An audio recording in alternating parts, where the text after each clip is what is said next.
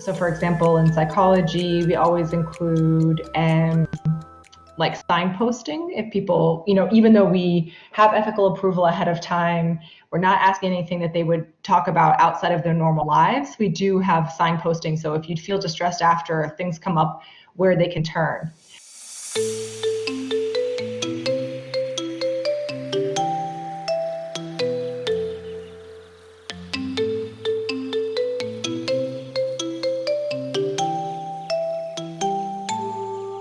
Some of our colleagues may work on perhaps sexual and reproductive health issues, or perhaps gender-based violence, but I think specifically in my own work, we tend to work on topics where we might not expect to see lots of safeguarding related issues emerging. But that's not to say that it can't, and that there shouldn't be systems. There should certainly be systems, or at least understanding of what, as you say, what should happen in case an issue arises. That we pick these things up quite well in the ethics process, but that we don't monitor it beyond that, or we may monitor some of it.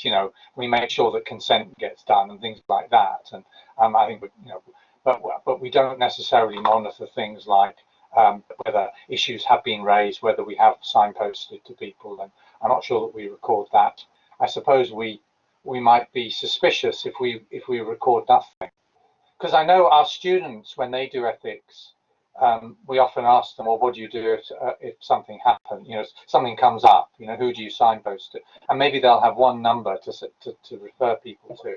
For a small project, maybe that's adequate.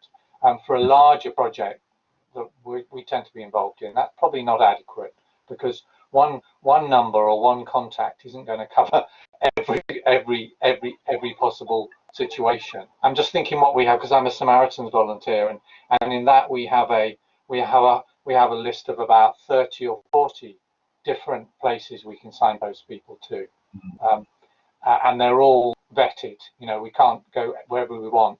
They've all been approved by the central office. The teams that we're working with, even though we have incorporated early career researchers, all are people that have had some community-based experience, right? So they're early career, but this is not their first time having these types of conversations. So in fact, from my own experience, like very early on, I'm a strong advocate for support for secondary trauma, and just thinking about what is fair to expect of researchers and what we do ask them to ask other people.